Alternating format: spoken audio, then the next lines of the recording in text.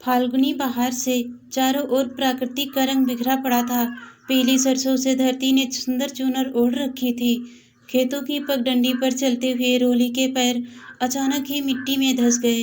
रोली ने बड़ी ही मेहनत से अपने पैरों को खेत की मिट्टी से खींचकर मेड़ पर रखा और धीरे धीरे पास बनी झोपड़ी के पास तक आ गई। झोपड़ी के पास पहुंचते ही आवाज लगाने लगी, कोई है घर में? मुझे थोड़ा पानी दे दो। 2-3 बार इन शब्दों को दोहराने के बाद रोली ने झोपड़ी पर लगा बांस का गेट खोलकर अंदर नजरें दौड़ाई। कमरे में कोई जमीन पर फूस के बिछौने पर करा रहा था। रोली से रहा ना गया। उसने अपने मिट्टी भरे पैरों से झोपड़ी के भीतर प्रवेश किया और जाकर बोली, क्या हुआ तुम्हें? कहते हुए उसने लंबी तनी पैबंद से भरी हुई चादर को नीचे किया। तब उसने देखा कि एक वृद्ध महिला अधमरी अवस्था में लेटी हुई है। रोली ने पूछा, क्या हुआ दादी माँ? आप बहुत बीमार लग रही हैं। वृद्धा ने कोई भी उत्तर नहीं दिया। वह पूर्व की भांति ही कराते हुए हे राम, हे राम, राम का उच्चारण करती रही। वृद्धा के पास ही एक घड़े में पानी रखा था और पास ही एक मिट्टी का पात्र। तो रोली ने उस वृद्धा से पुनः पूछा, दादी क्या मैं थोड़ा पानी ले सकती हूँ? वृद्धा ने अब की बार हे राम कहते हुए रोली की तरफ देखा और अपने दोनों हाथों को जोड़ लिया। रोली समझ नहीं पाई थी, फिर भी उसने अपनी आवश्यकता के अनुसार उत्तर हाँ में समझा और अपना पैर पानी से धोकर वृद्धा के सर पर स्नेह से हाथ फेरा। वृद्धा को थोड़ा पानी पिलाया। उनका सर अपनी गोद में रखकर रोली सर को सहलाते हुए बोली, दादी आप बहुत दुखी लग रही हैं। क्या आप भूखी हैं? वृद्धा ने ना में सर हिलाया और पुनः हे राम का उच्चारण करने लगी। तभी झोपड़ी में किसी के आने की आहट होती है और एक महिला खाने की थाली लेकर प्रवेश करती है। रोली को वहां देखकर वह प्रश्न करती है, तुम यहाँ क्या कर रही हो? तुम कौन हो? रोली उस महिला का अभिवादन करती हुई कहती है, यही पास ही के बने मकान में रहती हूँ। वैसे तो मैं शहर में नर्स हूँ। यहाँ पिताजी के पास उनकी सेवा के लिए आई हूँ। माताजी के देहांत के बाद से वह अकेले हो गए हैं। महिला रोली से उसका नाम पूछती है। उसके पश्चात कहती है, बिटिया यह हमारी सासू माँ हैं। इन्हें कैंसर हो गया है। घर के लोगों ने इनके रहने की व्यवस्था यहाँ कर दी है। परिवार के लोग इसे छूत की बीमारी कहते हैं और घर में छोटे बच्चे हैं, इसलिए हम इन्हें घर से दूर यहाँ झोपड़ी में रखते हैं। वैसे तो रोज हमारे घर का नौकर इनके लिए खाना लेकर आता है, परंतु आज मैं सबकी चोरी से माँ जी के लिए खाना लाई हूँ। मुझे माँ जी की बहुत चिंता हो रही थी। अच्छा हुआ जो तुम माँ जी के पास आकर बैठ गई। अगर तुम्हें बुरा ना लगे तो एक बात कहूँ? रोली बोली, हाँ हाँ कहिए। महिला ने कहा, बिटिया अगर तुम नर्स हो तो तुम माँ जी को रोज आकर दवाई और इंजेक्शन दे दिया करो। उससे माँ जी को ज़्यादा तकलीफ नहीं होगी। माँ जी को बहुत तकलीफ होती है, वह कुछ भी खा नहीं पाती हैं। अगर तुम कहो तो मैं कल ही से इंजेक्शन मंगवा कर यहाँ रख दूँ और तुम इंजेक्शन माँ जी को लगा दिया करो, जिससे उन्हें कुछ आराम मिल जाए। ससुर जी माँ जी का इलाज कराना नहीं चाहते। वह कहते हैं कि कैंसर जैसी बीमारी का कोई भी इलाज नहीं है। इस इलाज में पैसा बर्बाद करने से अच्छा है कि हम वे पैसे आश्रम में दान कर दें।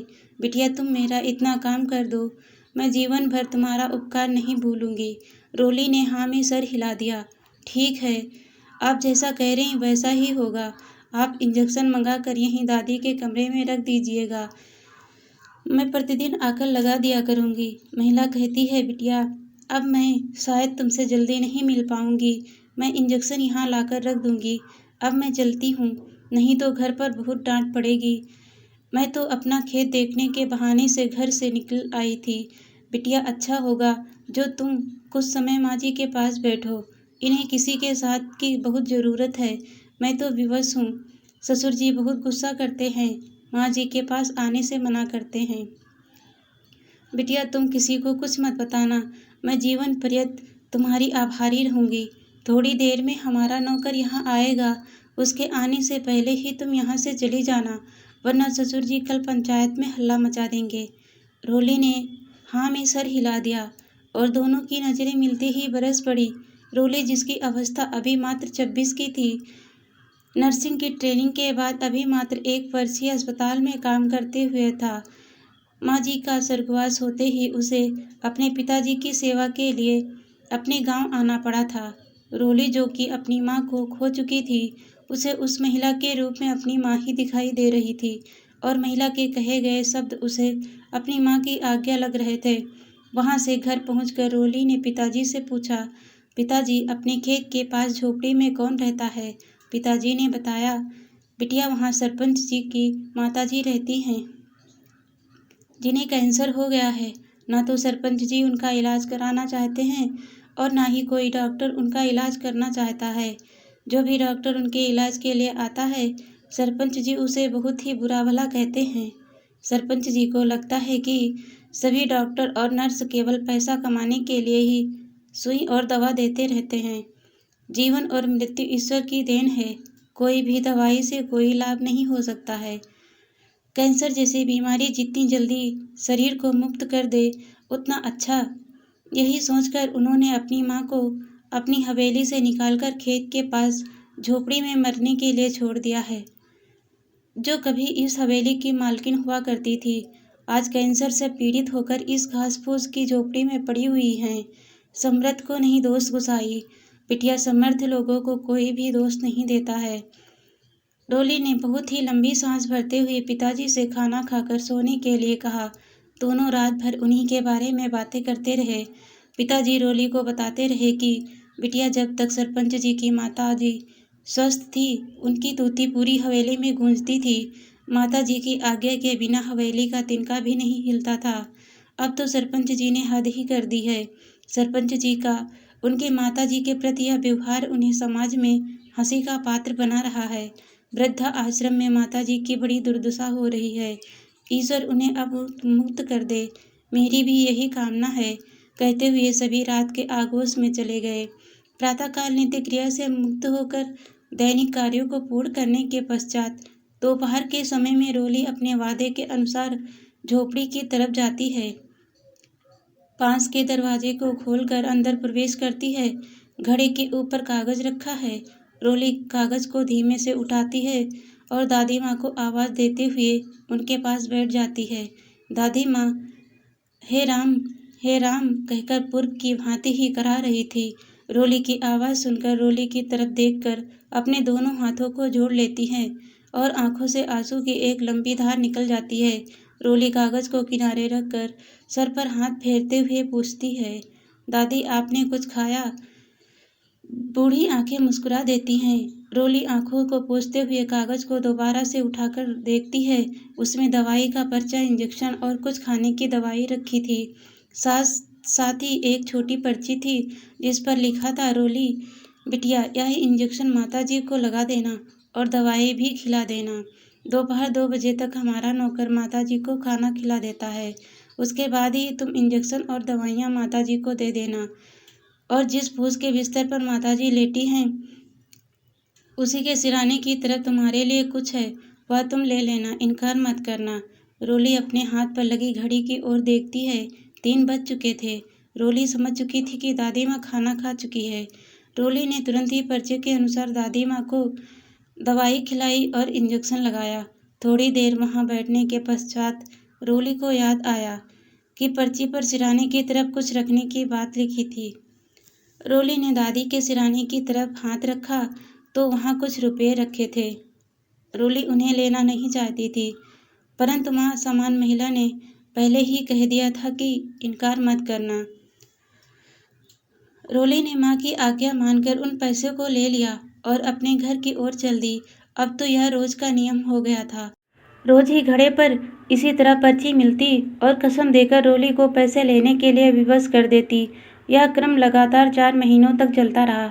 कभी कभी तो दादी माँ रोली का हाथ पकड़कर अपने पास घंटों बैठाए रहती। उनके द्वारा कहे गए हे राम के शब्द मानो दिन रात रोली के कानों में गूंजने लगी थी। रोली के पिताजी रोली को बताते हैं कि तुम्हारे अस्पताल से फ़ोन आ रहा है, तुम कब जाओगी?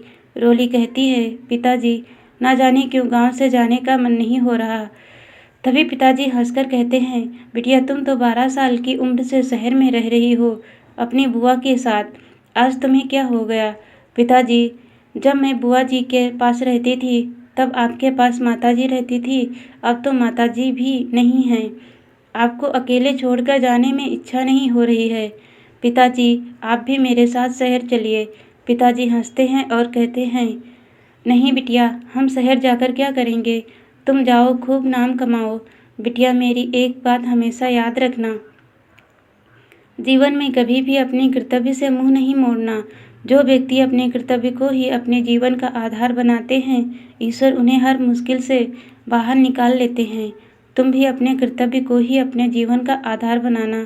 कहते हुए पिता बिटिया के सर पर हाथ रखकर आंसू पोंछते हुए घर से बाहर आ जाते हैं।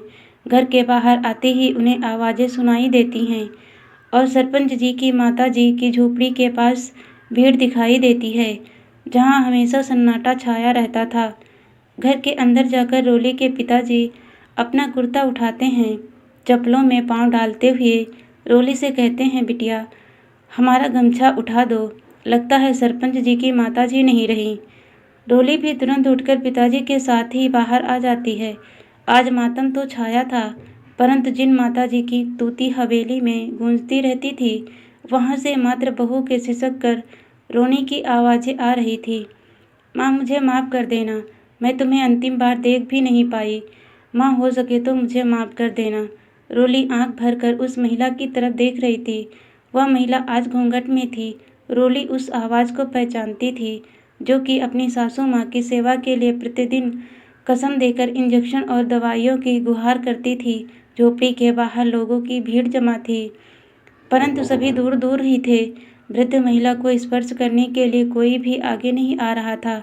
गांव के बुजुर्ग ने कहा कि कोई इनको स्नान करा दे और उनकी अंतिम यात्रा की तैयारी करे। किसी को भी आगे आता ना देखकर रोली ने पिताजी की तरफ प्रश्न भरी निगाहों से देखा।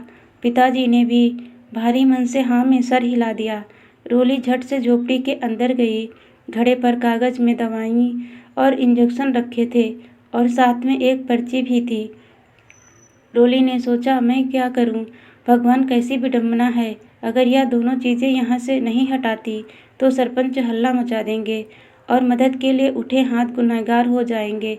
यह सोचकर रोली ने चुपचाप सिराने से 1000 रुपये और दवाइयों का पैकेट लेकर अपने कपड़ों में छुपाकर अपने घर में घुसकर रोली ने माँ की साड़ी और सारा सामान इकट्ठा किया। वृद्ध महिला की अंतिम निशानी के रूप में रोली ने दवाइयाँ और पैसे तुरंत ही अपनी अलमारी में सुरक्षित रख दिए और बाहर आ गई। रोली ने बहुत ही सुंदर तरीके से वृद्ध महिला की अंतिम यात्रा की तैयारी की। यह देखकर सभी चकित थे, क्योंकि रोली शहर में रहती थी, इसलिए ज़्यादातर लोग रोली को पहचानते नहीं थे। अंतिम यात्रा की तैयारी होते ही 4 नौकरों ने कंधे पर उठाकर वृद्ध महिला को अंतिम विदाई दी।